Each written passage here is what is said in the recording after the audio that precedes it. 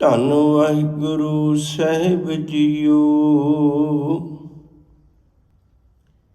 ਤੀਰਥ ਬਰਤ ਅਰਦਾਨ ਕਰ, ਮਨ ਮੈਂ ਧਰੈ ਗੁਮਾਨ।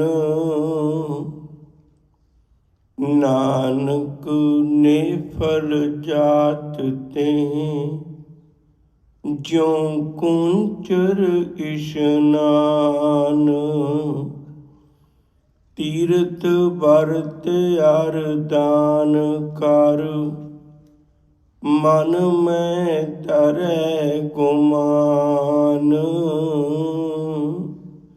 ਨਾਨਕ ਨਿਫਲ ਜਾਤ ਤੇ, ਜਿਉ ਕੁੰਚਰ ਇਸ਼ਨਾਨ। ਵਾਹਿਗੁਰੂ ਜੀ ਕਾ ਖਾਲਸਾ, ਵਾਹਿਗੁਰੂ ਜੀ ਕੀ ਫਤਿਹ। ਰੱਬੀ ਵਿਛੋੜੇ ਨੂੰ ਮਲਾਪ ਵਿੱਚ ਸੁਖੈਨ ਹੀ ਸੌਖਾ ਹੀ ਬਦਲਿਆ ਜਾ ਸਕਦਾ ਹੈ, ਜੇ ਵਿੱਚ ਹੰਕਾਰ ਦੀ ਦੀਵਾਰ ਨਾ ਹੋਵੇ। ਪਰਮੇਸ਼ਰ ਦੇ ਮਿਲਾਪ ਵਿੱਚ ਸਭ ਤੋਂ ਵੱਡੀ ਰੁਕਾਵਟ ਹੀ ਹੰਕਾਰ ਹੈ। ਗੁਰਬਾਣੀ ਵਿੱਚ ਐਸੇ ਬਚਨਾਂ ਰਾਹੀਂ ਸਤਿਗੁਰੂ ਸਾਡੀ ਅਗਿਆਨਤਾ ਨੂੰ ਦੂਰ ਕਰਦੇ ਨੇ। ਪਾਵਨ ਬਚਨ ਪੜ੍ਹਦੇ ਹੋ ਬਹੁਤ ਵਾਰੀ। ਹਰ ਜੀਉ ਹੰਕਾਰ ਨਾ ਭਾਵਈ, ਵੇਦ ਕੂਕ ਸੁਣਾਵੇ। ਦੁਨੀਆ ਦਾ ਸਮੁੱਚਾ ਗਿਆਨ, ਦੁਨੀਆ ਦੇ ਧਾਰਮਿਕ ਗ੍ਰੰਥਾਂ ਦਾ ਨਿਚੋੜ ਇਹ ਸ਼ਬਦਾਂ ਤੇ ਮੋਹਰ ਲਾਉਂਦਾ ਹੈ। ਰੱਬ ਨੂੰ ਹੰਕਾਰ ਨਹੀਂ ਚੰਗਾ ਲੱਗਦਾ। ਇਹ ਹੰਕਾਰੀ ਬੰਦਾ ਫਿਰ ਮਿਲਾਪ ਕਿਵੇਂ ਕਰ ਸਕਦਾ ਹੈ? ਜਾਂ ਫਿਰ ਅੰਮ੍ਰਿਤ ਬਚਨ ਪੜ੍ਹਦੇ ਹੋ। ਹਰ ਜੁਗ ਜੁਗ ਭਗਤ ਉਪਾਇਆ, ਪੈਜ ਰੱਖਦਾ ਆਇਆ RAM ਰਾਜੇ। ਹਰ ਨਾਕਸ਼ ਦੁਸ਼ਟ ਹਰ ਮਾਰਿਆ, ਪ੍ਰਹਿਲਾਦ ਤਰਾਇਆ। ਅਹੰਕਾਰੀਆਂ ਨਿੰਦਕਾ ਪਿੱਠ ਤੇ, ਨਾਮ ਦਿਓ ਮੁਖ ਲਾਇਆ। ਉਹਨੂੰ ਨਹੀਂ ਚੰਗਾ ਲੱਗਦਾ ਹੰਕਾਰ ਤੇ ਹੰਕਾਰੀ। ਸੁਖੀ ਬਸੈ ਮਸਕੀਨੀਆਂ, ਆਪ ਨਿਵਾਰ ਤਲੇ। ਵੱਡੇ ਵੱਡੇ ਅਹੰਕਾਰੀਆ, ਨਾਨਕ ਗਰਭ ਗਲੇ। ਬੜੇ ਐਸੇ ਬਚਨ ਹੁੰਦੇ ਨੇ ਜਿਹੜੇ ਸਾਨੂੰ ਸੁਚੇਤ ਕਰਦੇ ਨੇ। ਹਉਮੈ ਨਾਵੇ ਨਾਲ ਵਿਰੋਧ ਹੈ, ਦੋਏ ਨਾ ਵਸੈ ਇੱਕ ਠਾਏ। ਨਾਮ ਉੱਥੇ ਤਾਂ ਵਸਦਾ ਹੀ ਨਹੀਂ ਨਾ ਜਿਸ ਹਿਰਦੇ 'ਚ ਹੰਕਾਰ ਹੈ। ਨਹੀਂ ਬਣਦੀ। ਹੁਣ ਰੱਬ, ਮਨੁੱਖ ਚਾਹੁੰਦਾ ਵੀ ਮੈਂ ਰੱਬ ਨਾਲ ਵੀ ਮਿਲਾਂ, ਤੇ ਹੰਕਾਰ ਵੀ ਰੱਖੀ ਬੈਠਾ ਹੈ।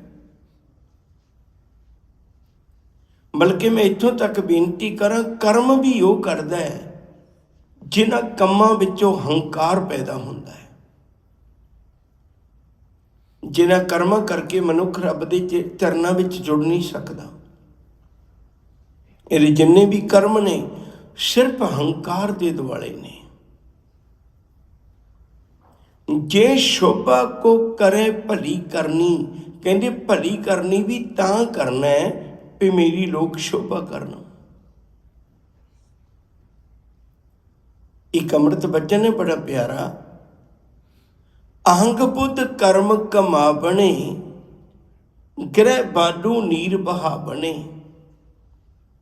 ਕਹਿੰਦੇ ਜਿਹੜੇ ਅਹੰਗ ਦੇ ਅਧੀਨ ਕੀਤੇ ਹੋਏ ਕਰਮ ਨੇ, ਹੰਕਾਰ ਦੇ ਕੀਤੇ ਹੋਏ ਕਰਮ ਨੇ, ਉਹ ਇਵੇਂ ਹੀ ਹੈ ਜਿਵੇਂ ਬੱਚਾ ਰੇਤ ਦਾ ਘਰ ਬਣਾ ਕੇ ਖੇਡਦਾ ਹੋਵੇ, ਛੱਲ ਪਾਣੀ ਦੀ ਆਈ ਤੇ ਸਾਰੇ ਹੜਾ ਕੇ ਲੈ ਗਈ। ਗ੍ਰਹਿ ਦਾ ਅਰਥ ਹੁੰਦਾ ਘਰ, ਬਾਲੂ ਦਾ ਅਰਥ ਹੁੰਦਾ ਰੇਤ, ਬਹਾਵਨੇ ਦਾ ਅਰਥ ਹੁੰਦਾ ਪਾਣੀ ਬਹਾ ਕੇ ਲੈ ਜਾਂਦਾ। ਤੇਰੇ ਹੰਕਾਰ ਵਿੱਚ ਕੀਤੇ ਹੋਏ ਕਰਮ ਮਨਾ ਬਸ ਇਵੇਂ ਨਹੀਂ ਨੇ ਜਿਵੇਂ ਕੋਈ ਬੱਚਾ ਰੇਤ ਦਾ ਘਰ ਬਣਾ ਕੇ ਖੇਡ ਰਿਹਾ, ਪਾਣੀ ਦੀ ਛੱਲ ਨੇ ਸਭ ਕੁਝ ਬਰਬਾਦ ਕਰ ਦੇਣਾ। ਇਤਨੀ ਕੁ ਕਹਾਣੀ। ਮਨੁੱਖ ਨੇ ਉਹ ਕੁਝ ਕੀਤਾ ਜਿਹਦੇ ਨਾਲ ਮੇਰੀ ਹਉਮੈ ਹੋਰ ਵੱਧ ਜਾਏ। ਕਰਨਾ ਇਹ ਚਾਹੀਦਾ ਸੀ ਵੀ ਜਿਹਦੇ ਨਾਲ ਮੇਰੀ ਹਉਮੈ ਘਟ ਜਾਏ, ਕਿਉਂਕਿ ਹਉਮੈ ਜਾਈ ਤਾਂ ਕੰਤ ਸਮਾਈ। ਜੇ ਹਉਮੈ ਚਲੇ ਗਈ ਤਾਂ ਹੀ ਫਿਰ ਕੰਤ ਵਿੱਚ ਸਮਾ ਸਕਦੀ ਹੈ। ਇਹ ਅਨੜੀਏ ਮਨੜਾ ਕਾਹੇ ਕਰੇ, ਆਪਨੜੇ ਕਰ ਹਰ ਰੰਗੋ ਕੀ ਨਾ ਮਾਣੇ। ਹੰਕਾਰ ਨਹੀਂ ਤਾਂ ਤੇਰਾ ਕੰਮ ਖਰਾਬ ਕੀਤਾ ਮਨਾ। ਤੋ ਗੁਰਦੇਵ ਸੱਚੇ ਪਾਤਸ਼ਾਹ ਕਿਰਪਾ ਕਰਦੇ ਨੇ, ਮਨੁੱਖ ਦੇ ਧਾਰਮਿਕ ਦੁਨੀਆ ਵਿੱਚ ਵੀ ਕਰਮ ਉਹ ਨੇ ਜਿਨ੍ਹਾਂ ਕਰਮਾਂ ਦੇ ਪਿੱਛੇ ਹੰਕਾਰ ਬੋਲਦਾ ਹੈ। ਮੈਂ ਪਹਿਲਾਂ ਇੱਕ ਛੋਟੀ ਜਿਹੀ ਬੇਨਤੀ ਕਰਨਾ ਤਾਂ ਕਿ ਗੱਲ ਸਮਝਾਉਣੀ ਦੋਏ ਪੱਖ ਸੌਖੇ ਹੋ ਜਾਣ।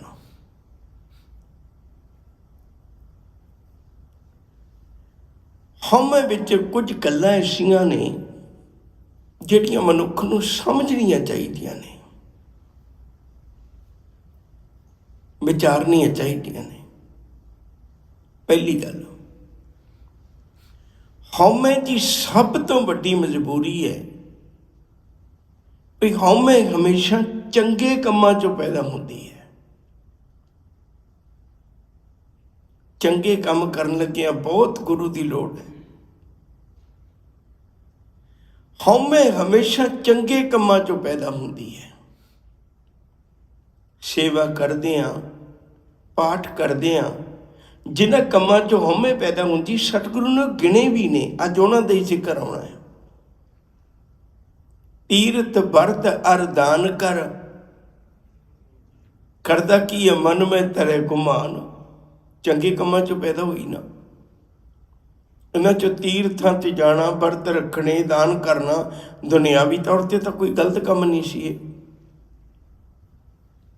ਇੱਕ ਹੋਰ ਸ਼ਬਦਾਂ ਦੀ ਲੜੀ ਹੈ ਬੜੀ ਵੱਡੀ ਅਸ਼ਟਪਦੀ, ਪਰ ਉਹ 'ਚ ਮੈਂ ਥੋੜ੍ਹੇ ਜਿਹੇ ਵਚਨ ਪੜਾਂਗਾ। ਪਾਠ ਪੜਿਓ ਅਰ ਵੇਦ ਵਿਚਾਰਿਓ, ਨਿਵਲ ਭਯੰਗਮ ਸਾਧੇ, ਪੰਚ ਜਨਾਂ ਸਿਓ ਸੰਗ ਨ ਛੁਟਕਿਓ, ਅਦਕ ਅਹੰਗ ਬੁੱਧ ਬਾਧੇ। ਕਿੰਨਾ ਹੰਕਾਰ ਨਾਲ ਬੰਨੇ ਹੈਗੇ। ਸਾਰੇ ਕਰਮ ਜਿਹੜੇ ਨੇ ਉਹ ਧਰਮ ਦੇ ਹੀ ਨੇ। ਬੜੀ ਵਾਰੀ ਅਰਜ਼ ਕਰਨਾ ਹੈ, ਸਤਿਗੁਰੂ ਜੀ ਸੱਜਣ ਨੂੰ ਇੱਕੋ ਵਾਰੀ ਮਿਲੇ, ਉਹ ਠੱਗ ਤੋਂ ਸੱਜਣ ਬਣ ਗਿਆ। ਕੋਈ ਬਹੁਤੀ ਮੁਸ਼ੱਕਤ ਨਹੀਂ ਕਰਨੀ ਪਈ।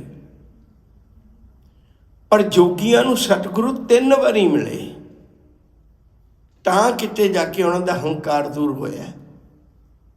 ਕਿਉਂਕਿ ਚੰਗੇ ਕੰਮਾਂ 'ਚੋਂ ਪੈਦਾ ਹੋਇਆ ਹੰਕਾਰ ਮਿਟਦਾ ਵੀ ਨਹੀਂ ਨਾ, ਮਿਟਦਾ ਵੀ ਔਖਾ ਹੈ ਨਾ। ਤਾਂ ਸਤਿਗੁਰੂ ਨੇ ਅੱਜ ਕਿਰਪਾ ਕੀਤੀ, ਕਹਿਣ ਲੱਗੇ ਪੁੱਤ ਰੱਬ ਦੇ ਮਿਲਾਪ ਵਿੱਚ ਬੜੀ ਵੱਡੀ ਰੁਕਾਵਟ ਹੈ ਹੰਕਾਰ। ਹੰਕਾਰ ਨੂੰ ਦੂਰ ਕਰ। ਆ ਮੈਂ ਤੈਨੂੰ ਇੱਕ ਇੱਕ ਗੱਲ ਸਮਝਾਵਾਂ। 3 ਸ਼ਬਦ ਆਏ ਨੇ, ਤੀਰਥ, ਵਰਤ, ਅਰ ਦਾਨ। ਇੱਕ ਇੱਕ ਸ਼ਬਦ ਦੀ ਵਿਚਾਰ ਸਾਂਝੀ ਕਰਨੀ। ਤੀਰਥ ਕਹਿੰਦੇ ਜਿੱਥੇ ਨਹਾਉਣ ਚੱਲੇ ਆ ਉੱਥੇ ਤਾਂ ਬੋਲ ਬਾਲਾ ਹੀ ਹੰਕਾਰ ਦਾ ਹੈ। ਉੱਥੇ ਤਾਂ ਚਰਚਾ ਹੀ ਨਹੀਂ ਰਹੀ ਹੰਕਾਰ ਦੀ ਹੈ। ਤੀਰਥ ਜਾਓ ਤਾਂ ਹਉ ਹਉ ਕਰਦੇ, ਪੰਡਤ ਪੁੱਛੋ ਤੋਂ ਮਾਇਆ ਰਾਤੇ। ਉਹ ਤਾਂ ਹੈ ਹੀ ਹੰਕਾਰ ਦੀ ਨਿਸ਼ਾਨੀ। ਨਾਵਣ ਚੱਲੇ ਤੀਰਥੀ, ਮਨ ਖੋਟੇ ਤਨ ਚੋਰ। ਇੱਕ ਭਉ ਲੱਥੀ ਨਹਾਤਿਆਂ, 2 ਭਉ ਚੜੀਅਸ ਹੋਰ। ਬਾਹਰ ਧੋਤੀ ਤੁੰਬੜੀ, ਅੰਦਰ ਵਿਸ ਨਕੋਰ। ਸਾਧ ਭਲੇ ਅਨਹਾਤਿਆਂ, ਚੋਰ ਸੇ ਚੋਰਾ ਚੋਰ।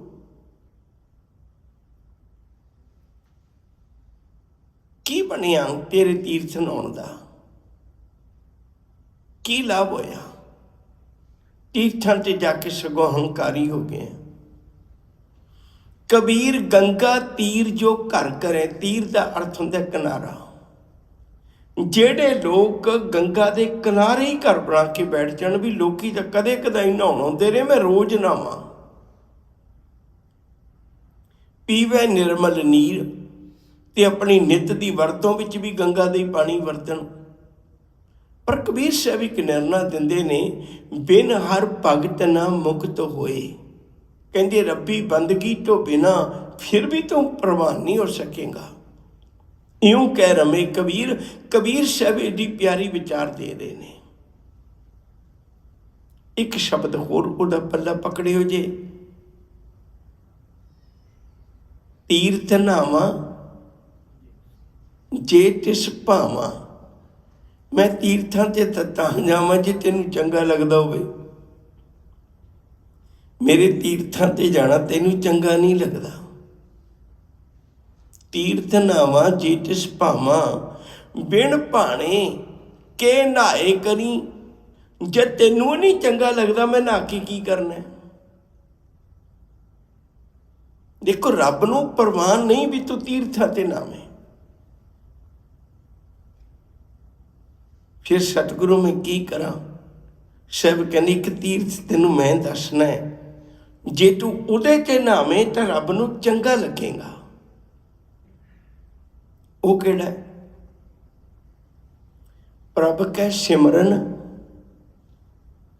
तीर्थ इशनानी। प्रभ कै सिमरन दरगह मानी। दोनों कंपेयर करियो। ਜਿਹੜੇ ਪਹਿਲੇ ਤੀਰਥ ਦੀ ਗੱਲ ਕੀਤੀ, ਤੀਰਥ ਨਾਵਾਂ ਜੇ ਤਿਸ ਭਾਵਾਂ, ਉਹ ਤਾਂ ਭਾਉਂਦਾ ਹੀ ਨਹੀਂ। ਦੂਜਾ ਤੀਰਥ ਕੀ ਹੈ? ਦੂਜਾ ਤੀਰਥ ਹੈ ਪ੍ਰਭ ਕੈ ਸਿਮਰਨ। ਜੇ ਤੂੰ ਰੱਬ ਦਾ ਨਾਮ ਕਹਿਣਾ ਹੈ ਨਾ ਤੇ ਇੰਨਾ ਪਵਿੱਤਰ ਹੋ ਜਾਣਾ ਹੈ। ਪ੍ਰਭ ਕੈ ਸਿਮਰਨ ਤੀਰਥ ਇਸ਼ਨਾਨੀ। ਤੂੰ ਸਮੁੱਚੇ ਤੀਰਥਾਂ ਦਾ ਇਸ਼ਨਾਨ ਕਰ ਲਿਆ ਜੇ ਤੂੰ ਇੱਕ ਵਾਰੀ ਜੁੜ ਕੇ ਵਾਹਿਗੁਰੂ ਕਹਿਣਾ। ਤੇ ਇਸ ਤੀਰਥ ਤੇ ਇਸ਼ਨਾਨ ਕਰਿਆ ਹੋਇਆ ਪ੍ਰਭ ਕੇ ਸਿਮਰਨ ਦਰਗਹਿ ਮਾਨੀ, ਤੇ ਰੱਬ ਦੇ ਘਰ ਵੀ ਮੰਨਿਆ ਜਾਏਗਾ, ਕਬੂਲ ਹੋ ਜਾਏਗਾ, ਪ੍ਰਵਾਨ ਹੋ ਜਾਏਗਾ। ਇੱਕ ਤੀਰਥ ਹੈ ਰਾਮਦਾਸ ਸਰੋਵਰ ਨਹਾਤੇ। ਸੰਗਤ ਰੂਪ ਤੀਰਥ ਵਿੱਚ ਆ ਕੇ ਇਸ਼ਨਾਨ ਕਰ, ਸਭ ਉਤਰੇ ਪਾਪ ਕਮਾਤੇ। ਨਿਰਮਲ ਹੋਏ ਕਰ ਇਸ਼ਨਾਨਾ, गुर पूरे कीने दाना। सब कुशल खेम प्रभ धारे, सही सलामत सब थोक उबारे। गुर का शब्द विचारे। एक तीर्थ है। तीर्थ नावन जाओ तीर्थ नाम है। तीर्थ शब्द विचार अंतर ज्ञान है। एक वो तीर्थ है। रामदास सरोवर नहाते नूं इउं भी कह सकने आपां, माघ मज्जन संग साधुआं धूड़ी कर इशनान। हर का नाम ध्याए सुन सबना नूं कर दान। जन्म कर्म मद उतरै मन ते जाए गुमान। ਇਹ ਸ਼ਬਦ ਵਿੱਚ ਕੀ ਹੈ? ਮਨ ਮੈਂ ਧਰੇ ਗੁਮਾਨ। ਇਹ ਸ਼ਬਦ ਵਿੱਚ ਕੀ ਹੈ? ਮਨ ਤੇ ਜਾਏ ਗੁਮਾਨ। ਦੋਨਾਂ ਵਿੱਚ ਕਿੱਡਾ ਵੱਡਾ ਅੰਤਰ ਹੈ। तो सतगुरु ने कृपा की, पुतवे तीर्थां ते ना भटकदा रवी। संगत रूप तीर्थ विच आ, इत्थे आके इशनान कर विचार धारा दा।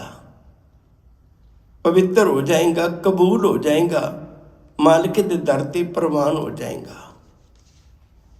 बड़ी दुनिया इस उलझन विच उलझी हुई है। मैं हर बारी बेनती करना, गल कली तीर्थां दी नहीं है, गल रब दे मिलाप लई कीते हुए हंकार अधीन किसी भी कर्मकांड दी है।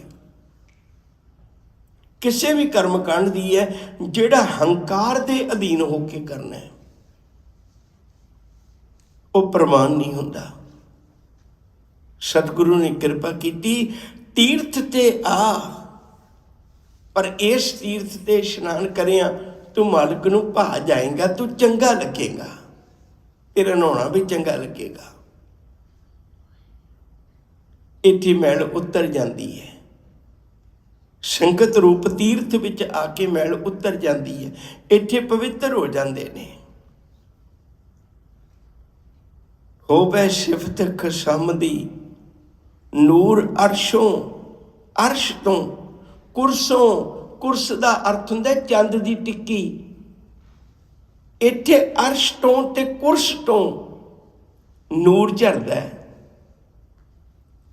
ਹੋਵੇ ਸਿਫਤ ਖਸਮ ਦੀ ਨੂਰ ਅਰਸ਼ੋਂ ਕੁਰਸੋਂ ਝੱਟੀ ਹੈ। ਤੁਧ ਡਿੱਠੇ ਸੱਚੇ ਪਾਤਸ਼ਾਹ ਮੱਲ ਜਨਮ ਜਨਮ ਦੀ ਕੱਟੀ ਹੈ। ਗੁਰੂ ਹੰਕਾਰ ਨਹੀਂ ਰਹਿਣ ਦਿੰਦਾ। ਗੁਰੂ ਦਾ ਕਰਮ ਹੀ ਇਹ ਹੈ, ਹਰ ਨਾਮੋ ਮੰਤਰ ਦਿਰੜਾਈਂਦਾ, ਕੱਟੇ ਹਉਮੈ ਰੋਗ, ਨਾਨਕ ਸਤਿਗੁਰ ਤਿਨਾ ਮਿਲਾਇਆ, ਜਿਨ ਧੁਰੇ ਪਿਆ ਸੰਜੋਗ।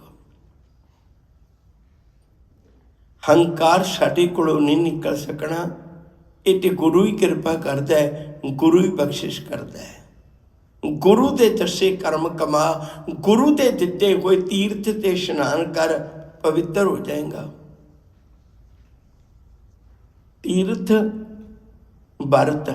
ਮੈਂ ਇੱਕ ਗੱਲ ਹੋਰ ਕਹੀ ਦਿਆਂ, ਕਿਤੇ ਗੱਲ ਸਾਡੇ ਸਮਝਣ ਵਿੱਚ ਥੋੜ੍ਹੀ ਕਮਜ਼ੋਰੀ ਨਾ ਰਹਿ ਜਾਏ। ਬੜੀ ਤਵੱਜੋ ਦੇ ਕੇ ਸੁਣਿਓ। ਲੋਕਾਂ ਨੇ ਇਕੱਲਾ ਜਲ ਰੱਖਿਆ ਸੀ, ਪਾਣੀ ਰੱਖਿਆ ਸੀ, ਉਹਦੇ ਵਿੱਚ ਜਿੰਨੀਆਂ ਮਰਜ਼ੀ ਚੁੱਭੀਆਂ ਮਾਰ ਲਓ ਤੇ ਕੋਈ ਫਰਕ ਤਾਂ ਪੈਣਾ ਨਹੀਂ।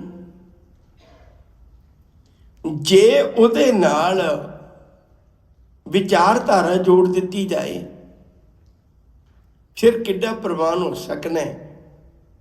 ਸਾਹਿਬ ਨੇ ਦੋ ਚੀਜ਼ਾਂ ਇਕੱਠੀਆਂ ਕਰ ਦਿੱਤੀਆਂ। ਗੁਰਬਾਣੀ ਵਿੱਚ ਵੀ ਦੋ ਹੀ ਚੀਜ਼ਾਂ ਇਕੱਠੀਆਂ ਨੇ। ਸ਼ਬਦ ਪੜ੍ਹਦੇ ਹੋ, ਭਰੀਏ ਹੱਥ ਪੈਰ ਤਨ ਦੇ। ਜੇ ਹੱਥ ਪੈਰ ਉਹ ਸਰੀਰ ਕਿਸੇ ਕਾਰਨ ਮੈਲਾ ਹੋ ਗਿਆ ਹੋਵੇ, ਫਿਰ ਕਰਨਾ ਕੀ ਹੈ? ਪਾਣੀ ਧੋਤਾ ਉਤਰ ਸਿੱਖੇ। ਕਹਿਣਗੇ ਦੇਹੀ। ਦੇਖੋ ਇਹਦੇ 'ਚ ਰੱਬ ਦਾ ਨਾਂ ਕੋਈ ਜ਼ਿਕਰ ਨਹੀਂ ਆਇਆ, ਇਹ 'ਚ ਮਨ ਦਾ ਕੋਈ ਜ਼ਿਕਰ ਨਹੀਂ ਆਇਆ। ਭਰੀਏ ਹੱਥ ਪੈਰ ਤਨ ਦੇ, ਪਾਣੀ ਧੋਤਾ ਉਤਰ ਸਿੱਖੇ, ਦੋ ਸ਼ਬਦ ਨੇ। ਦੇਗੀ ਮਿੱਟੀ ਨਾਲ ਭਰ ਗਈ, ਪਾਣੀ ਨਾਲ ਧੋ ਲੈ, ਤੇ ਕੁਤਰੀ ਕੀ ਹੈ? ਖੇ ਉਤਰੀ ਹੈ। ਮਨ ਹੀ ਪਵਿੱਤਰ ਹੋਇਆ ਪਾਣੀ ਨਾਲ। ਪਰ ਜੇ ਕਿਤੇ ਤੂੰ ਚਾਹੁੰਦਾ ਵੀ ਮੈਂ ਅੰਦਰਲਾ ਇਸ਼ਨਾਨ ਵੀ ਕਰਾਂ, ਅੰਤਰਗਤ ਤੀਰਥ ਮਲ ਨਹਾਉ ਵੀ ਹੋ ਜਾਏ, ਫਿਰ ਸਾਹਿਬ ਕਹਿੰਦੇ ਫਿਰ ਅਗਲੀ ਪੰਕਤੀ ਪੜ੍ਹ। ਭਰੀਏ ਮਤ ਪਾਪਾਂ ਕੇ ਸੰਗ, ਉਹ ਧੋਪੈ ਨਾਵੇ ਕੇ ਰੰਗ। ਹੁਣ ਇਹਨੂੰ ਨਾਮ ਨਾਲ ਧੋ, ਇਹਨੂੰ ਪਾਣੀ ਨਾਲ ਨਾ ਧੋ। ਮੈਂ ਨਹੀਂ ਕਿਤੇ ਸੁਣਿਆ, ਸ਼ਾਇਦ ਤੁਸੀਂ ਸੁਣਿਆ ਹੋਵੇ, ਜਿੱਥੇ ਕੋਈ ਪਾਣੀ ਦੀ ਇਹ ਗੱਲ ਕਰਦਾ ਵੀ ਐਸ਼ ਪਾਣੀ ਨਾਲ ਮੱਤ ਧੋਤੀ ਜਾਂਦੀ ਹੈ। ਐਸ਼ ਪਾਣੀ ਨਾਲ ਮਨੁੱਖ ਦੀ ਸੋਚ ਧੋਤੀ ਜਾਂਦੀ ਹੈ। ਐਸ਼ ਪਾਣੀ ਨਾਲ ਮਨੁੱਖ ਦੀ ਵਿਚਾਰ ਨੂੰ ਧੋਤਾ ਜਾਂਦਾ ਹੈ।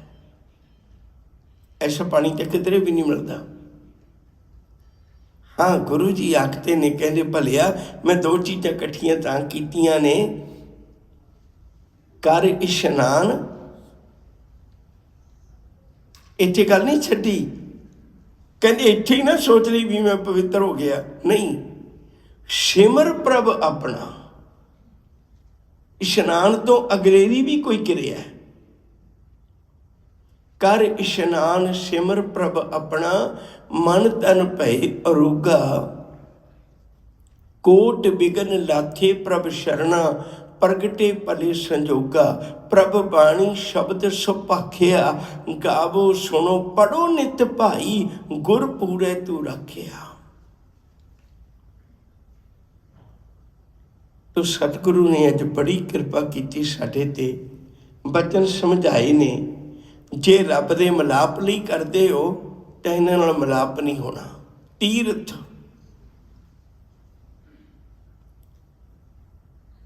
ਪੁਰਾਣੇ ਸਮੇਂ ਦੇ ਵਿੱਚ ਪਾਣੀ ਦੀ ਪਹੁੰਚ ਆਮ ਮਨੁੱਖ ਦੇ ਜੀਵਨ ਦੇ ਨੇੜੇ ਨਹੀਂ ਸੀ। ਅੱਜ ਤਾਂ ਮਨੁੱਖ ਨੇ ਸਿਸਟਮ ਬਣਾ ਕੇ ਪਾਣੀ ਬਿਲਕੁਲ ਆਪਣੇ ਕੋਲ ਲੈ ਆਂਦਾ ਨਾ, ਤੇ ਪਾਣੀ ਅੱਗੇ ਦੂਰ ਹੁੰਦਾ ਸੀ। ਲੋਕ ਪਾਣੀ ਦੇ ਕਿਨਾਰੇ ਜਾ ਕੇ ਇਸ਼ਨਾਨ ਕਰਕੇ ਉੱਥੇ ਹੀ ਘੜੀ ਰੱਬ ਰੱਬ ਕਰ ਲਿਆ ਕਰਦੇ ਸਨ। ਇਹਦਾ ਨਾਂ ਤੀਰਥ ਪਾ ਲਿਆ। ਨਹੀਂ, ਸਤਿਗੁਰੂ ਕਹਿਣ ਲੱਗੇ ਸਮਾਂ ਪਾ ਕੇ ਤੀਰਥ ਦਾ ਇਸ਼ਨਾਨ ਕਰਕੇ ਮਨੁੱਖ ਗਿਣਤੀਆਂ ਕਰਕੇ ਹੰਕਾਰੀ ਹੋ ਗਿਆ। ਦੂਜਾ ਕਰਮ ਹੈ ਧਰਮ ਦੀ ਦੁਨੀਆ 'ਚ ਬਹੁਤ ਕੀਤਾ ਜਾਂਦਾ ਵਰਤ ਰੱਖਣਾ। ਵਰਤ ਰੱਖਣਾ ਮਾੜਾ ਨਹੀਂ ਹੈ। ਬਹੁਤ ਵਾਰੀ ਡਾਕਟਰ ਕਹਿੰਦਾ ਵੀ ਅੱਜ ਤੁਸੀਂ ਖਾਣਾ ਨਾ ਖਾਇਓ, ਪੇਟ ਖਰਾਬ ਹੈ। ਤੇ ਖਾਣਾ ਨਾ ਖਾਣਾ ਵੀ ਤਾਂ ਵਰਤ ਹੀ ਹੈ। ਵਰਤ ਰੱਖਣਾ ਮਾੜਾ ਨਹੀਂ, ਪਰ ਵਰਤ ਇਸ ਲਈ ਰੱਖਣਾ ਵੀ ਮੇਰੇ ਤੇ ਰੱਬ ਖੁਸ਼ ਹੋ ਜਾਏ, ਮੈਂ ਰੱਬ ਨੂੰ ਮਿਲ ਸਕਾਂ, ਇਹ ਗਲਤ ਹੈ। ਬਹੁਤਾਤ ਦੁਨੀਆ ਸੀ ਜਿਹੜੀ ਅੰਨ ਦਾ ਤਿਆਗ ਕਰਕੇ ਉਹ ਬੈਠੀ ਸੀ। ਉਹ ਸੋਚਦੇ ਸਨ ਵੀ ਸਾਨੂੰ ਰੱਬ ਮਿਲ ਜਾਏਗਾ। ਸਤਿਗੁਰੂ ਨੇ ਬੜੀ ਕਿਰਪਾ ਕੀਤੀ, ਇਸ ਅਗਿਆਨਤਾ ਚੋਂ ਕੱਢਿਆ। ਕਹਿਣ ਲੱਗੇ ਨਹੀਂ ਭਲਿਆ, ਤੇਰੇ ਮਨ ਦਾ ਭੁਲੇਖਾ ਹੈ। ਬਲਕਿ ਮੈਂ ਤੈਨੂੰ ਦੱਸਾਂ ਵੀ ਜੇ ਤੂੰ ਅੰਨ ਦਾ ਤਿਆਗੀ ਹੈ, ਜੇ ਤੂੰ ਅੰਨ ਨੂੰ ਤਿਆਗ ਕੇ ਬੈਠ ਗਿਆ ਹੈ ਤੇ ਇਹ ਸੋਚ ਰਿਹਾ ਵੀ ਰੱਬ ਨੂੰ ਮਿਲਣਾ ਹੈ, ਤੇ ਫਿਰ ਮੈਂ ਤੈਨੂੰ ਦਿਖਾਉਣਾ ਚਾਹੁੰਦਾ ਤਸਵੀਰ ਤੇਰੀ ਵੀ ਤੈਨੂੰ ਮਿਲੇਗਾ ਜਾਂ ਨਹੀਂ। ਪਹਿਲੀ ਗੱਲ, ਤੂੰ ਤਾਂ ਰੱਬ ਨੂੰ ਦੋਸ਼ੀ ਬਣਾ ਦਿੱਤਾ। ਰੱਬ ਤੇ ਏਡਾ ਚੰਗਾ, ਉਹ ਤੇਰੇ ਜਨਮ ਤੋਂ ਵੀ ਪਹਿਲਾਂ ਤੇਰੀ ਖੁਰਾਕ ਦਾ ਪ੍ਰਬੰਧ ਕਰਦਾ ਹੈ। ਪਹਿਲੋਂ ਦੇਤਾ ਰਿਜ਼ਕ ਸੰਭਾਹਾ, ਪਿੱਛੋਂ ਦੇਤਾ ਜੰਤੋ ਪਾਹਾ। ਤੇਰੇ ਤਾਂ ਜਨਮ ਤੋਂ ਪਹਿਲਾਂ ਉਹਨੇ ਤੇਰਾ ਖਾਣਾ ਦਾਣਾ ਤਿਆਰ ਕੀਤਾ, ਬਲਕਿ ਖਾਣਾ ਦਾਣਾ ਵੀ ਇਸ ਢੰਗ ਨਾਲ ਤਿਆਰ ਕੀਤਾ। ਉਹਨੂੰ ਪਤਾ ਵੀ ਮੈਂ ਬਣਾਇਆ। ਤੇਰਾ ਅੰਦਰਲਾ ਸਿਸਟਮ ਕਿਹੋ ਜਿਹਾ, ਹਜੇ ਅੱਜ ਪਹਿਲੇ ਦਿਨ ਰੋਟੀ ਨਹੀਂ ਖਾ ਸਕਦਾ, ਤੇਰੀ ਮਾਂ ਕੋਲ ਦੁੱਧ ਦਿੱਤਾ। ਤੂੰ ਉਸ ਰੱਬ ਨੂੰ ਕਹਿੰਦਾ ਵੀ ਮੈਂ ਬਿਨਾਂ ਖਾਧਿਆਂ ਤੈਨੂੰ ਮਿਲ ਜਾਵਾਂਗਾ। ਸ਼ਬਦ ਪੜ੍ਹਦੀ ਹੋ ਨਾ, ਬਾਰ ਵਿਵਸਥਾ ਤੁਝੇ ਪਿਆਰੇ ਦੂਧ। ਹੁਣ ਜਵਾਨ ਹੋ ਗਿਆ, ਹੁਣ ਪਤਾ ਲੱਗ ਗਿਆ ਵੀ ਇਸ ਇਕੱਲੀ ਖੁਰਾਕ ਨਾਲ ਨਹੀਂ ਸਰਨਾ, ਹੁਣ ਤੈਨੂੰ ਹੋਰ ਵੀ ਖੁਰਾਕ ਲੈਣੀ ਹੈ। ਭਰ ਜੋਬਨ ਭੋਜਨ ਸੁਖ ਸੂਦ, ਵੱਡਾ ਜਵਾਨ ਹੋ ਗਿਆ, ਹੁਣ ਪ੍ਰਸ਼ਾਦਾ ਪਾਣੀ ਮਿਲ ਗਿਆ। ਤੂੰ ਤਾਂ ਰੱਬ ਨੂੰ ਇਹ ਦੋਸ਼ੀ ਬਣਾ ਦਿੱਤਾ ਵੀ ਮੈਂ ਤੇਰੀ ਦਿੱਤੀ, ਤੂੰ ਤਾਂ ਇੰਨਾ ਅਣਜਾਣ ਹੈ, ਭੁੱਖਾ ਰਹਿ ਕੇ ਰੱਬ ਮਿਲ ਸਕਦਾ। ਰੱਬ ਤੇ ਦਾਤਾ ਹੈ, ਏਡਾ ਵੱਡਾ ਰੱਬ ਦਾ ਘਰ ਹੈ। ਆਪਾਂ ਵੀ ਜੇ ਕਿਸੇ ਨੂੰ ਘਰ ਬੁਲਾਉਣੇ ਆ ਤੇ ਪਹਿਲਾ ਪ੍ਰਬੰਧ ਕੀ ਕਰਦੇ ਵੀ ਖਾਣਾ ਕੀ ਬਣਾਈਏ। ਤੁਸੀਂ ਦੇਖਿਆ ਕਿਸੇ ਨੂੰ ਘਰੇ ਸੱਦਾ ਦੇ ਕੇ ਅਸੀਂ ਅਚਾਨਕ ਚੁੱਪ ਕਰਕੇ ਬੈਠ ਜਾਈਏ? ਨਹੀਂ, ਰੱਬ ਨੇ ਵੀ ਕਿਰਪਾ ਕੀਤੀ, ਉਹਨੇ ਆਪਣੇ ਘਰ 'ਚ ਮਹਿਮਾਨ ਸੱਦਿਆ ਤੇ ਪਹਿਲਾਂ ਉਹਨੇ ਪ੍ਰਸ਼ਾਦੇ ਪਾਣੀ ਦਾ ਪ੍ਰਬੰਧ ਕੀਤਾ। ਇੱਕ ਬਹੁਤ ਪੁਰਾਣੇ ਸਮੇਂ 'ਚ ਕਵੀ ਹੋਇਆ ਬਾਲਮ, ਉਹਨੇ ਬੜੀਆਂ ਗਜਬ ਦੀਆਂ ਚੀਜ਼ਾਂ ਲਿਖੀਆਂ ਨੇ। ਉਹ ਕਹਿੰਦੇ ਜਿਸ ਰੋਜ਼ ਰਜ਼ਾ ਥੀ ਨਿੰਮਿਆਂ ਤੂੰ, ਰੱਬੀ ਰਜ਼ਾ ਵਿੱਚ ਜਿਸ ਦਿਨ ਤੇਰੀ ਪੈਦਾਇਸ਼ ਹੋਈ ਹੈ, ਸ਼ੁਰੂਆਤ ਹੀ ਹੋਈ ਹੈ ਜੀਵਨ ਦੀ। ਜਿਸ ਰੋਜ਼ ਰਜ਼ਾ ਥੀ ਨਿੰਮਿਆਂ ਤੂੰ, ਕੀਤੀ ਉਦੋਂ ਤੋਂ ਰਿਜ਼ਕ ਤਿਆਰ ਰੋਜ਼ੀ। ਰੋਜ਼ੀ ਖਾਣ ਵਾਲੇ ਆਉਂਦੇ ਬਹੁਤ ਮਗਰੋਂ, ਪਹਿਲਾਂ ਕਰਦੀ ਹੈ ਇੰਤਜ਼ਾਰ ਰੋਜ਼ੀ। ਮਾਂ ਦੇ ਸੀਨੇ ਦੇ ਸੋੜ ਖਜ਼ਾਨਿਆਂ ਚੋਂ ਬਹਿੰਦੀ ਬਣ ਕੇ ਦੁੱਧ ਦੀ ਧਾਰ ਰੋਜ਼ੀ। ਬਾਲਮ ਉਸ ਨੂੰ ਕਿਸ ਦੀ ਪਰਵਾਹ ਹੋਸੀ, ਜਦੋਂ ਦੇਣਹਾਰ ਆਪ ਦਾਤਾਰ ਰੋਜ਼ੀ। ਤੂੰ ਰੱਬ ਨਾਲ ਹੀ ਟੱਕਰ ਲਾ ਕੇ ਬੈਠ ਗਿਆ, ਰੱਬ ਨੂੰ ਮਿਲਣਾ ਚਾਹੁੰਦਾ, ਉਹਨੂੰ ਕਹਿਣਾ ਮੈਂ ਤੇਰਾ ਦਿੱਤਾ ਨਹੀਂ ਖਾਣਾ। ਸਭ ਕਹਿੰਦੇ ਦੱਸਾਂ ਤੇਰੀ ਕੀਮਤ ਕੀ ਹੈ? ਅੰਨ ਨਾ ਖਾਇਆ, ਸਾਧ ਗਵਾਇਆ। ਕਹਿੰਦੇ ਤੂੰ ਤਾਂ ਰਸ ਦੁਨਿਆਵੀ ਵੀ ਨਾ ਲੈ ਸਕਿਆ, ਅੰਨ ਵੀ ਨਹੀਂ, ਪ੍ਰਸ਼ਾਦਾ ਪਾਣੀ ਵੀ ਨਹੀਂ ਛਕਿਆ, ਰਸ ਵੀ ਨਹੀਂ ਕੋਈ ਲਿਆ। ਜਾਂ ਅੰਮ੍ਰਿਤ ਬਚਨ ਪੜ੍ਹਦੇ ਹੋ, ਛੋਟਾ ਅੰਨ ਕੀ ਕਰਦੇ ਨੇ? ਉਹ ਧਰਮ ਕਮਾਉਂਦੇ ਨੇ? ਨਹੀਂ, ਛੋਟਾ ਅੰਨ ਕਰੇ ਪਖੰਡ, ਨਾ ਉਹ ਸੁਹਾਗਣ ਨਾ ਉਹ ਰੰਡ।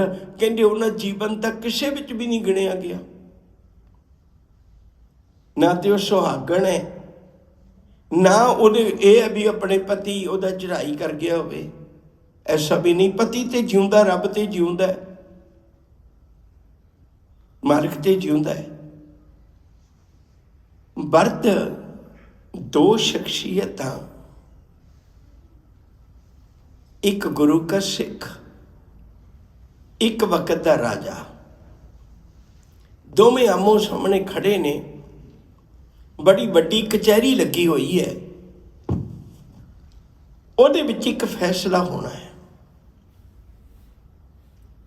ਰਾਜਾ ਕਹਿ ਰਿਹਾ ਵੀ ਸਾਡਾ ਨਿਯਮ ਹੈ ਵਰਤ ਰੱਖਣਾ, ਤੇ ਤੂੰ ਵਰਤ ਨਹੀਂ ਰੱਖਿਆ, ਦੋਸ਼ੀ ਹੈ। ਉਹ ਜਿਹੜਾ ਸਿੱਖ ਹੈ ਨਾ ਖਲੋਤਾ, ਉਹ ਬੜਾ ਹੱਸ ਕੇ ਕਹਿਣ ਲੱਗਿਆ ਵੀ ਰਾਜਨ ਕਮਾਲ ਹੈ, ਤੁਸੀਂ ਹੋਸ਼ ਵਿੱਚ ਹੋ?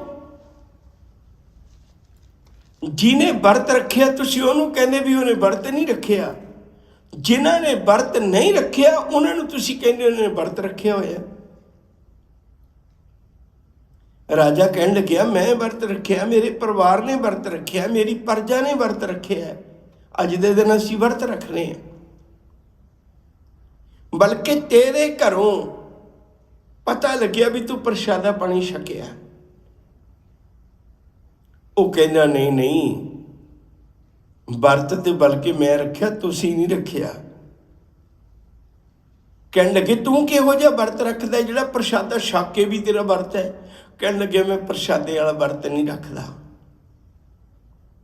ਕਹਿਣ ਲੱਗੇ ਮੈਂ ਵਰਤ ਰੱਖਣਾ ਕਿਸੇ ਨੂੰ ਮੈਲੀ ਅੱਖ ਨਾਲ ਨਹੀਂ ਵੇਖਣਾ, ਮੈਂ ਵਰਤ ਰੱਖਣਾ ਆਪਣੀ ਜ਼ੁਬਾਨੋਂ ਝੂਠ ਨਹੀਂ ਬੋਲਣਾ, ਮੈਂ ਵਰਤ ਰੱਖਣਾ ਕਿਸੇ ਦੀ ਗੱਲਾਂ ਮਾੜੀਆਂ ਨਹੀਂ ਸੁਣਨੀਆਂ, ਮੈਂ ਵਰਤ ਰੱਖਦਾ ਜ਼ੁਬਾਨੋਂ ਕਿਸੇ ਨੂੰ ਕੌੜਾ ਨਹੀਂ ਬੋਲਣਾ, ਮੈਂ ਵਰਤ ਰੱਖਣਾ ਕਿਸੇ ਨਾਲ ਵਿਹਾਰ ਮਾੜਾ ਨਹੀਂ ਕਰਨਾ, ਮੈਂ ਵਰਤ ਰੱਖਣਾ ਕਿਸੇ ਦੀ ਨਿੰਦਾ ਨਹੀਂ ਕਰਨੀ, ਮੈਂ ਵਰਤ ਰੱਖਣਾ ਕਿਸੇ ਨਾਲ ਈਰਖਾ ਨਹੀਂ ਕਰਨੀ, ਮੈਂ ਇਹ ਵਰਤ ਰੱਖਣਾ। ਤੇਰੇ ਵਾਲਾ ਵਰਤ ਤਾਂ ਇੱਕ ਦਿਨ ਰੱਖਿਆ ਚੱਲ ਜਾਂਦਾ, ਮੇਰੇ ਵਾਲਾ ਤਾਂ ਰੋਜ਼ ਰੱਖਣਾ ਪੈਂਦਾ, ਹਰ ਵਕਤ ਹੀ ਰੱਖਣਾ ਪੈਂਦਾ। ਰਾਜਾ ਉੱਠ ਕੇ ਖਲੋ ਗਿਆ। ਸਿੱਖਾ ਤੇਰਾ ਨਾਂ ਕੀ ਹੈ? ਕਹਿਣ ਲੱਗੇ ਮੇਰਾ ਨਾਂ ਹੈ ਭਾਈ ਮਨਸੁਖ। ਕਹਿਣ ਲੱਗੇ ਤੂੰ ਇਹ ਗੱਲਾਂ ਏਡੀਆਂ ਚੰਗੀਆਂ ਕਿਹਦੇ ਕੋਲੋਂ ਸਿੱਖੀਆਂ? ਕਹਿੰਦੇ ਗੁਰੂ ਨਾਨਕ ਸਾਹਿਬ ਕੋਲੋਂ। ਕਹਿਣ ਲੱਗੇ ਜਿਹੜਾ ਇਹੋ ਜਿਹੇ ਵਰਤ ਰੱਖਣੇ ਸਿਖਾਉਂਦਾ ਮੈਨੂੰ ਵੀ ਮਿਲਾ ਦੇ। ਸਿੱਖ ਦਾ ਆਹ ਵਰਤ ਹੈ, ਆਹ ਨਹੀਂ ਵਰਤ ਵੀ ਸਵੇਰੇ ਰੱਜ ਕੇ ਖਾ ਲਿਆ, ਸਾਰੀ ਦਿਹਾੜੀ ਕੁਛ ਖਾਧਾ ਨਹੀਂ, ਸ਼ਾਮ ਨੂੰ ਫਿਰ ਖਾ ਲਿਆ। ਇਹ ਵਰਤ ਸਿੱਖੀ ਦਾ ਨਹੀਂ ਹੈ। ਸਿੱਖੀ ਤਾਂ ਨਾ ਇਹੋ ਜਿਹੇ ਵਰਤ ਰੱਖਦੀ, ਨਾ ਲੋਕਾਂ ਨੂੰ ਰੱਖਣ ਦਿੰਦੀ, ਉਹ ਤਾਂ ਲੰਗਰ ਲਾਉਂਦੀ ਹੈ। ਸਿੱਖੀ ਦਾ ਕੋਈ ਤਿਉਹਾਰ ਦੇਖ ਲਓ ਤੁਸੀਂ, ਲੰਗਰ ਦਾ ਪ੍ਰਬੰਧ ਪਹਿਲਾਂ ਹੋਏਗਾ ਵੀ ਆਓ ਰਲ ਮਿਲ ਖਾਈਏ ਭਾਈ। ਇਹ ਵਰਤ ਕਾਹਦੇ ਲਈ ਰੱਖਣਾ? ਵਰਤ ਰੱਖਣਾ ਮਾੜੇ ਕਰਮਾਂ ਤੋਂ। ਇਹ ਵਰਤ ਸਿਖਾਉਂਦੀ ਹੈ ਸਿੱਖੀ। ਜਿਹੜੇ ਵਰਤ ਤੁਸੀਂ ਰੱਖਦੇ ਹੋ, ਸਤਿਗੁਰੂ ਕਹਿਣ ਲੱਗੇ ਉਹ ਤਾਂ ਹੰਕਾਰ ਦਾ ਪ੍ਰਗਟਾਵਾ ਹੈ। ਤੀਰਥ ਵਰਤ ਅਰਦਾਨ ਕਰ। ਦਾਨ, ਗੁਰਮਤਿ ਵਿੱਚ ਦਾਨ ਸ਼ਬਦ ਵੀ ਨਹੀਂ ਹੈ। ਸਾਡਾ ਸ਼ਬਦ ਕੀ ਹੈ? ਵੰਡ ਛਕਣਾ, ਸ਼ੇਅਰ ਕਰਨਾ। ਕਿਉਂ? ਕਿਉਂਕਿ ਜਦੋਂ ਬੰਦਾ ਦਾਨ ਕਰਦਾ ਹੈ ਤਾਂ ਦੋ ਕੈਟਾਗਰੀਜ਼ ਬਣ ਜਾਂਦੀਆਂ ਨੇ, ਇੱਕ ਦਾਨ ਦੇਣ ਵਾਲਾ, ਇੱਕ ਦਾਨ ਲੈਣ ਵਾਲਾ। ਦਾਨ ਦੇਣ ਵਾਲਾ ਹੰਕਾਰੀ ਹੋ ਜਾਂਦਾ ਹੈ, ਦਾਨ ਲੈਣ ਵਾਲਾ ਗਰੀਬ ਹੋ ਜਾਂਦਾ ਹੈ। ਦੋ ਵੱਖੋ ਵੱਖਰੇ ਬਣ ਗਏ। ਗੁਰਮਤ ਨੇ ਕੀ ਕੀਤਾ ਸੀ? ਗੁਰਮਤ ਨੇ ਕੀਤਾ ਸੀ ਰਾਣਾ ਰੰਕ ਬਰਾਬਰੀ, ਪੈਰੀ ਪਵਣਾ ਜੱਗ ਵਰਤਾਇਆ। ਗੁਰੂ ਤਾਂ ਕਹਿ ਰਿਹਾ ਵੀ ਰਾਜਾ ਤੇ ਰਾਣਾ ਇੱਕ ਬਰਾਬਰ ਕਰ ਦੇਣੇ। ਇਹ ਵਖਰੇਵਾਂ ਨਾ ਹੋਵੇ ਗਰੀਬ ਅਮੀਰ ਵਾਲਾ। ਫਿਰ ਕਰਨਾ ਕੀ ਹੋਵੇਗਾ? ਜਿਹਨੇ ਕੁਛ ਦੇਣਾ ਹੈ ਉਹਨੂੰ ਕਿਹਾ ਤੂੰ ਗੋਲਕ ਚ ਪਾ, ਤੂੰ ਗੁਰੂ ਨੂੰ ਦੇ। ਗੁਰੂ ਨੂੰ ਦੇਂਗਾ, ਹੰਕਾਰੀ ਨਹੀਂ ਹੋਏਗਾ। ਜਿਹਨੇ ਲੈਣਾ ਉਹਨੂੰ ਕਿਹਾ ਤੂੰ ਗੁਰੂ ਕੋਲੋਂ ਲੈ, ਕਿਸੇ ਬੰਦੇ ਕੋਲੋਂ ਨਾ ਸਿੱਧਾ ਲੈ, ਤੂੰ ਗੁਰੂ ਕੋਲੋਂ ਲੈ, ਮਾਣ ਨਾਲ ਲੈ। ਹੁਣ ਇੱਥੇ ਕਿੰਨੇ ਮੰਗਦੇ ਮੇਰੇ ਵਰਗੇ ਜਿਹੜੇ ਅਰਦਾਸਾਂ ਕਰਦੇ ਨੇ ਭਈ ਸਤਿਗੁਰੂ ਸਾਨੂੰ ਕਾਰੋ ਵਿਹਾਰ ਦੇ। ਆਪਾਂ ਸ਼ਰਮਿੰਦੇ ਹੋ ਕੇ ਥੋੜ੍ਹਾ ਮੰਗਦੇ ਹਾਂ, ਬਲਕਿ ਸਾਰਿਆਂ ਨੂੰ, ਸੰਗਤ ਨੂੰ ਇਕੱਠੇ ਕਰਨੇ ਆ ਭਈ ਅੱਜ ਭਾਈ ਮੈਂ ਇੱਕ ਅਰਦਾਸ ਕਰਾਉਣੀ, ਤੁਸੀਂ ਆਇਓ, ਅਸੀਂ ਲੰਗਰ ਕੀਤਾ। ਸਾਰਿਆਂ ਦੇ ਸਾਹਮਣੇ ਸ਼ਰੇਆਮ ਭਾਈ ਸਾਹਿਬ ਨੂੰ ਕਹਿੰਦੇ ਵੀ ਮੇਰਾ ਨਾਂ ਲੈ ਕੇ ਅਰਦਾਸ ਕਰੀ। ਇੱਥੇ ਨਹੀਂ ਸੀ ਮੰਗਦੇ ਆ ਸੰਗਦੇ। ਕਿਉਂ? ਕਿਉਂਕਿ ਇੱਥੇ ਮੰਗਣ ਲੱਗਿਆ ਸ਼ਰਮਿੰਦੇ ਨਹੀਂ ਨਾ ਹੋਣਾ ਪੈਂਦਾ। ਅਸੀਂ ਦਾਨ ਨਹੀਂ ਕਰਦੇ, ਅਸੀਂ ਵੰਡ ਛਕਨੇ ਹੈ। ਵੰਡ ਛਕਣਾ ਹੰਕਾਰ ਨਹੀਂ ਹੁੰਦਾ। एक पिता एक सके हम बारक, तू मेरा गुरहाई। असी तो इको ही पिता दे पुत्र हैं। फिर वखरेवा किस गल का? फिर हंकार नहीं होगा। एक बहुत अमीर बीबी बड़ी कीमती गहने पा के बड़ी कीमती गड्डी विच एक धार्मिक स्थान ते जाया करती सी। बड़ी निम्रता नाल उन्हें सेवा करनी, सेवा करके वापस आ जाना। अज भी वो बीबी बड़ी प्यार नाल सेवा करके जो धार्मिक स्थान तो निकली, कुछ ऐसे भी लोग होंगे ने, आपो अपनी दृष्टि है ना, कई दिनों तो देख रहे सन। एक चोर आया, उन्हें उहदे गल ते हथ पाया तो बड़ा कीमती हार सी वो खो के ले गया। वो बीबी बहुत तड़फी, बहुत तड़फी। हार बड़ा कीमती सी। वो भज्जे जांदे नूं भी मिन्नतां करदी, कहण लगी मैनू हार दे जा, मैं किसी नूं नहीं दसदी, तैनूं मूँह मंग भी भेटा दे दियांगी, पर हार ना लेके जा। उन्हें की सुनना सी किसी का तरला। इत्थे एक रोज लड़की नौजवान वो भी मत्था टेकण आया करती सी। उहदा भी नित दा कर्म सी सेवा करनी।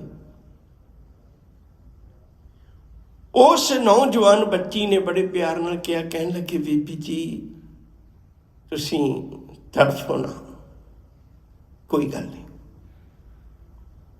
तुहाडा हार तुहानूं मिल जाएगा। कहन लगी मैनूं इहो हार चाहिदा, कहन लगे इहो ही मिल जाएगा। परसों नूं तुहाडे नेड़े थाणा किहड़ा लगदा है? ਜਿਹੜਾ नेड़े थाणा लगता तुहाडा, परसों नूं जाके उत्थे अपना हार पछाण लिओ।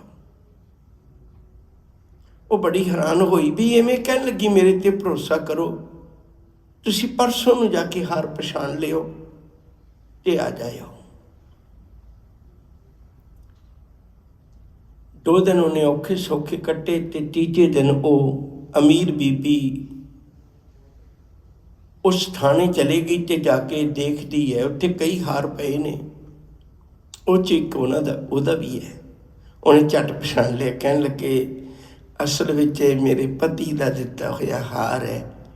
साडी सालगिरह सी, जिस दिन मेरे पति ने मैनू हार दिता सी ते उस तो बाद उहदा एक्सीडेंट होके चढ़ाई कर गया सी। मेरे लिए हार बड़ा कीमती है, मेरे पति की याद है। वो कहने लगे कोई गल नहीं, तुसीं हार लवो अपना, पर एक शर्त है। दसो? कहने लगे शर्त है भी हार पहनावांगी मैं। वो नौजवान लड़की कहने लगी भाई ये हार पहनावांगी मैं, तुहाडे गले च मैं पावांगी, होर कोई शर्त नहीं। वो कहने लगे भी ये तो कोई वड्डी गल नहीं, तुसीं हार तुसीं पा दिओ। उन्हें हार चुक्या ते हार पाया। जदों हार पाया ते पिछे उन्होंने गंढ जी दिती, जो कुछ भी हुंदा। उन्होंने लग्या वो नौजवान बच्ची रो रही है। उन्हें हार दी घुंडी मेलण दी दे बहाने कुछ समय उहदे नाल गलवकड़ी पा के रखी, रोकदे होया भी उहदी अखां तो डिगे हुए अथरू गलवकड़ी पाई हुई सी। अमीर दी उस अमीर बीबी दी गर्दन ते डिगे ते उन्होंने महसूस होया भी नौजवान बच्ची रो रही है। उन्होंने बाहां तो पकड़ के सामने किया, कहने लगी तू चंगा काम किया, रो क्यों रही है, कौन है तू? कहने लगी बीबी जी मैं पुलिस की अफसर है, जिन्नी भी इस इलाके की पुलिस है ना मैं उहदे उत्ते अफसर है। फिर तू रो क्यों रही है? रो मैं तां रही है भी मैनू इत्थों तक पहुँचाउण वाली तू है। ਉਹ ਕਹਿਣ ਲੱਗੇ ਮੈਂ ਬੁਝਾਰਤ ਸਮਝੀ ਨਹੀਂ। ਕਹਿਣ ਲੱਗੇ ਮੇਰੀ ਮਾਂ ਭਾਂਡੇ ਮਾਂਜਦੀ ਸੀ ਤੁਹਾਡੇ ਘਰ, ਮੇਰੀ ਮਾਂ ਕੱਪੜੇ ਧੋਂਦੀ ਸੀ ਤੁਹਾਡੇ ਘਰ, ਮੇਰੀ ਮਾਂ ਤੁਹਾਡੇ ਘਰ ਪੋਚੇ ਮਾਰਦੀ ਸੀ। ਮੈਂ ਛੋਟੀ ਜਿਹੀ ਹੁੰਦੀ ਸਾਂ ਤੇ ਮੈਂ ਆਪਣੀ ਮਾਂ ਨੂੰ ਕੰਮ ਨਹੀਂ ਸੀ ਕਰਨ ਦਿੰਦੀ। ਮੇਰੀ ਮਾਂ ਡਰਦੀ ਰਹਿੰਦੀ ਸੀ ਵੀ ਇਹ ਮੇਰੇ ਨਾਲ ਨਾਲ ਰਵੇ, ਇਹ ਘਰ ਬੜਾ ਅਮੀਰ ਹੈ, ਇਹਨਾਂ ਦੇ ਘਰ ਦੀ ਕੋਈ ਚੀਜ਼ ਟੁੱਟ ਗਈ ਅਸੀਂ ਦੇ ਨਹੀਂ ਸਕਾਂਗੇ। ਮੇਰੀ ਮਾਂ ਮੈਨੂੰ ਆਪਣੇ ਨਾਲ ਨਾਲ ਰੱਖਦੀ ਸੀ ਤੇ ਮੈਂ ਉਹਨੂੰ ਕੰਮ ਨਹੀਂ ਸੀ ਕਰਨ ਦਿੰਦੀ। ਫਿਰ ਤੂੰ ਇੱਕ ਦਿਨ ਕਿਹਾ ਸੀ ਵੀ ਤੂੰ ਇਹਨੂੰ ਪੜ੍ਹਨ ਕਿਉਂ ਨਹੀਂ ਲਾ ਦਿੰਦੀ? ਮੇਰੀ ਮਾਂ ਕਹਿਣ ਲੱਗੀ ਪੜ੍ਹਾਉਣ ਨੂੰ ਤਾਂ ਮੇਰਾ ਵੀ ਜੀਅ ਕਰਦਾ ਹੈ, ਇੱਕੋ ਇੱਕ ਬੱਚੀ ਹੈ ਮੇਰੇ ਕੋਲ, ਪਰ ਮੇਰੇ ਕੋਲ ਫੀਸ ਜੋਗੇ ਪੈਸੇ ਨਹੀਂ। ਤੁਸੀਂ ਮੇਰੀ 10 ਸਾਲ ਦੀ ਇਕੱਠੀ ਫੀਸ ਦੇ ਦਿੱਤੀ ਸੀ ਤੇ ਮੈਂ ਪੜ੍ਹਦੀ ਰਹੀ। ਉਸ ਤੋਂ ਬਾਅਦ ਮੈਂ ਕਮਾ ਕੇ ਪੜ੍ਹ ਕੇ ਨੌਕਰੀ ਲੱਗ ਗਈ ਤੇ ਅੱਜ ਮੈਂ ਬਹੁਤ ਵੱਡੀ ਅਫਸਰ ਬਣ ਗਈ ਹਾਂ। ਹੁਣ ਮੇਰੇ ਕੋਲ ਸਭ ਕੁਝ ਹੈ, ਹੁਣ ਮੇਰੇ ਕੋਲ ਸਭ ਕੁਝ ਹੈ, ਪਰ ਮੈਂ ਕਿਵੇਂ ਦੱਸਾਂ ਮੇਰੇ ਕੋਲ ਉਹ ਮਾਂ ਨਹੀਂ ਹੈ ਜਿਹੜੀ ਭਾਂਡੇ ਮਾਂਜ ਕੇ ਮੈਨੂੰ ਪੜ੍ਹਾਉਂਦੀ ਸੀ। ਅੱਜ ਉਹ ਮੇਰੇ ਕੋਲ ਮਾਂ ਨਹੀਂ ਹੈ। ਅੱਜ ਮੈਂ ਇਹ ਰੋਜ਼ ਆ ਕੇ ਅਰਦਾਸ ਕਰਦੀ ਸੀ ਗੁਰੂ ਅੱਗੇ ਭਈ ਮੇਰੀ ਜੰਮਣ ਵਾਲੀ ਮੇਰੀ ਪਾਲਣ ਵਾਲੀ ਤੇ ਚਲੇ ਗਈ, ਪਰ ਜਿਹਨੇ ਮੈਨੂੰ ਐਡੀ ਵੱਡੀ ਅਫਸਰ ਬਣਾ ਦਿੱਤਾ ਉਹ ਤਾਂ ਰੋਜ਼ ਤੇਰੇ ਕੋਲ ਮੱਥਾ ਟੇਕਣ ਆਉਂਦੀ। ਉਹ ਵਿਛੜਿਆਂ ਨੂੰ ਮਿਲਾਉਣ ਵਾਲਿਆ ਕਦੇ ਮੈਨੂੰ ਉਸ ਮਾਂ ਨਾਲ ਮਿਲਾ ਦੇਈ। ਤੇ ਅੱਜ ਉਹ ਹਾਰ ਚੋਰੀ ਹੋ ਗਿਆ, ਸਬੱਬ ਬਣ ਗਿਆ। ਮੈਂ ਤੇਰੇ ਨਾਲ ਗਲਵੱਕੜੀ ਪਾ ਕੇ ਅੱਜ ਆਪਣੀ ਮਾਂ ਵਾਲਾ ਪਿਆਰ ਤੇਰੇ ਤੋਂ ਲੈ ਲਿਆ। ਦਾਨ ਕਰਨੇ ਕਿਸੇ ਨੂੰ ਤੇ ਇਹੋ ਜਿਹਾ ਦਾਨ ਕਰੀ ਜਿਹਦੇ ਘਰ ਦਾ ਚਿਰਾਗ ਜਗ ਪਵੇ। ਹੁਣ ਉਹ ਬੀਬੀ ਗੱਲਾਂ ਸੁਣਦੀ ਹੈ ਤੇ ਉਹ ਵੀ ਰੋ ਪਈ, ਉਹ ਵੀ ਰੋ ਪਈ। ਹੁਣ ਨੌਜਵਾਨ ਬੱਚੀ ਪੁੱਛਦੀ ਵੀ ਤੁਸੀਂ ਕਿਉਂ ਰੋਂਦੇ ਹੋ? ਉਹ ਕਹਿਣ ਲੱਗੀ ਧੀਏ ਮੇਰੀ ਵੀ ਇੱਕ ਧੀ ਸੀ ਜਿਹੜੀ ਪੜ੍ਹਦੀ ਸੀ, ਪਰ ਉਹ ਅਮੀਰੀ ਦੇ ਵਿੱਚ ਪੜ੍ਹੀ, ਉਹ ਨਹੀਂ ਸਮਝ ਸਕੀ, ਨਸ਼ਿਆਂ 'ਚ ਲੱਗ ਗਈ, ਉਹ ਆਪਣੀ ਜ਼ਿੰਦਗੀ ਬਰਬਾਦ ਕਰ ਗਈ। ਉਹ ਤੇ ਕਦੋਂ ਦੀ ਮਰ ਗਈ ਹੈ। ਮੈਨੂੰ ਅੱਜ ਪਤਾ ਲੱਗਿਆ ਔਰ ਰੱਬਾ ਤੂੰ ਮੇਰੀ ਗੋਦ ਖਾਲੀ ਕਿਉਂ ਕੀਤੀ ਸੀ? ਮੈਨੂੰ ਇਹੋ ਜਿਹੀ ਧੀ ਦੇਣੀ ਸੀ। ਆ ਮੇਰੀ ਇਹ ਧੀਏ ਅੱਜ ਤੋਂ ਬਾਅਦ ਤੂੰ ਇਹ ਨਾ ਕਮੀ ਭਈ ਮੇਰੀ ਮਾਂ ਨਹੀਂ, ਅੱਜ ਤੋਂ ਬਾਅਦ ਮੈਂ ਨਹੀਂ ਕਵਾਂਗੀ ਮੇਰੀ ਧੀ ਨਹੀਂ। ਆਪਾਂ ਨੂੰ ਗੁਰੂ ਨੇ ਮਿਲਾਇਆ। ਪਿਆਰ ਵਾਲਿਓ, ਮੈਂ ਹਰ ਵਾਰੀ ਹੱਥ ਜੋੜ ਕੇ ਤੁਹਾਡੇ ਚਰਨਾਂ 'ਚ ਬੇਨਤੀ ਕਰਨਾ, ਦਾਨ ਕਰਨਾ ਗੁਰਮਤਿ ਦਾ ਵਿਸ਼ਾ ਨਹੀਂ। ਗੁਰਮਤਿ ਦਾ ਵਿਸ਼ਾ ਹੈ, ਗੁਰਮਤਿ ਦਾ ਸਿਧਾਂਤ ਹੈ ਕਿਸੇ ਆਪਣੇ ਵੀਰ ਨੂੰ ਜਿਹੜਾ ਜ਼ਿੰਦਗੀ ਦੀ ਦੌੜ ਵਿੱਚ ਪਿੱਛੇ ਰਹਿ ਗਿਆ, ਉਹਨੂੰ ਥੋੜ੍ਹਾ ਜਿਹਾ ਸਹਾਰਾ ਦੇ ਕੇ ਬਰਾਬਰ ਕਰ ਲੈ। ਤੇ ਪਤਾ ਨਹੀਂ ਅੱਜ ਤੁਹਾਡਾ ਖਰਚਿਆ ਹੋਇਆ ਪੈਸਾ ਉਹਦੀ ਜ਼ਿੰਦਗੀ 'ਚ ਕਿੱਥੇ ਕੁ ਤੱਕ ਕੰਮ ਆ ਜਾਏਗਾ। ਧੀਆਂ ਨੂੰ ਪੜ੍ਹਾਈਏ, ਧੀਆਂ ਹੀ ਇਕੱਲੀਆਂ ਕਿਉਂ ਕਮਾਂ? ਅਸੀਂ ਇਕੱਲੀਆਂ ਧੀਆਂ ਨੂੰ ਇਹ ਦੋਸ਼ੀ ਬਣਾਈ ਜਾਂਦੇ ਹਾਂ। ਧੀਆਂ ਨੂੰ, ਪੁੱਤਾਂ ਨੂੰ ਪੜ੍ਹਾਈਏ, ਬੱਚਿਆਂ ਨੂੰ ਪੜ੍ਹਾਈਏ।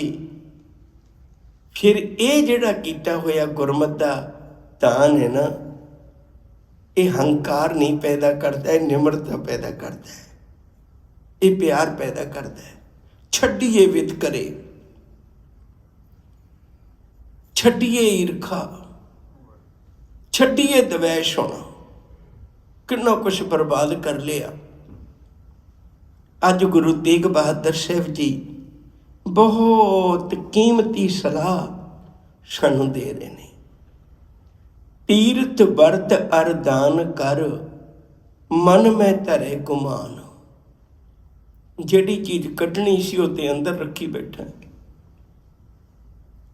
ਨਾਨਕ ਨੇਫਲ ਜਾਤ ਤੇਹ, ਨੇਫਲ ਦਾ ਅਰਥ ਹੁੰਦਾ ਹੈ ਜਿਹਦੀ ਕੁਛ ਰਿਟਰਨ ਵਾਪਸੀ ਨਾ ਮਿਲੇ, ਜਿਹਦਾ ਕੋਈ ਫਲ ਨਾ ਮਿਲੇ, ਜਿਹਦਾ ਕੋਈ ਪ੍ਰਾਪਤੀ ਨਾ ਹੋਵੇ ਮੁੜ ਕੇ। ਨਾਨਕ ਨੇਫਲ ਜਾਤ ਤੇਹ, ਤੇਰੇ ਤੀਰਥਾਂ 'ਤੇ ਜਾਣਾ, ਤੇਰੇ ਵਰਤ ਰੱਖਣੇ, ਤੇਰੇ ਕੀਤੇ ਹੋਏ ਦਾਨ ਸਾਰੇ ਬੇਅਰਥ ਚਲੇ ਗਏ। ਕਿਵੇਂ ਦੇ? ਹੁਣ ਉਦਾਹਰਨ ਦੇਖੋ ਕੈਸੀ ਕਮਾਲ ਦੀ ਹੈ। ਜਿਉਂ ਕੁੰਚਰ ਇਸ਼ਨਾਨ, ਕੁੰਚਰ ਦਾ ਅਰਥ ਹੁੰਦਾ ਹੈ ਹਾਥੀ, ਇਸ਼ਨਾਨ ਦਾ ਅਰਥ ਤੁਸੀਂ ਸਮਝਦੇ ਹੀ ਹੋ।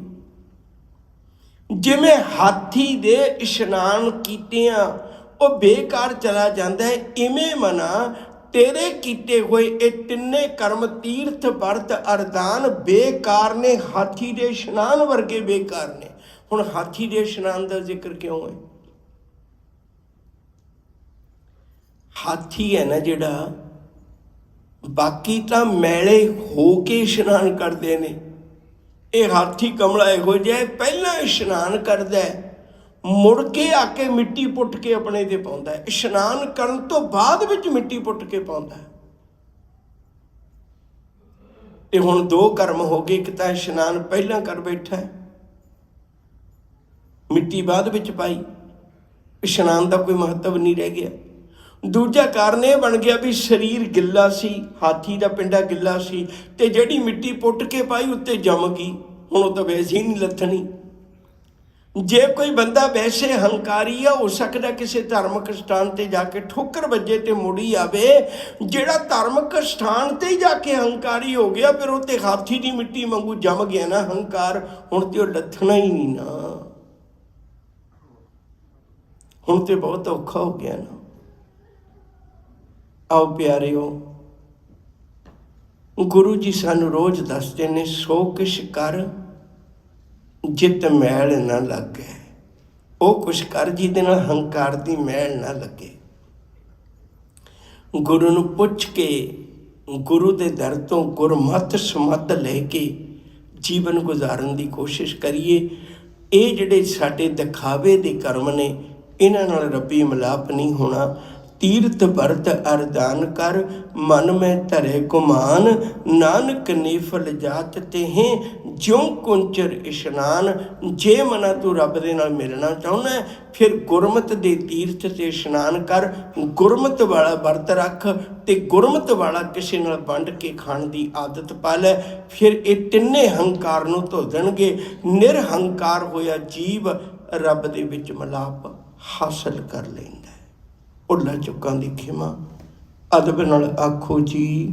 ਵਾਹਿਗੁਰੂ ਜੀ ਕਾ ਖਾਲਸਾ, ਵਾਹਿਗੁਰੂ ਜੀ ਕੀ ਫਤਿਹ।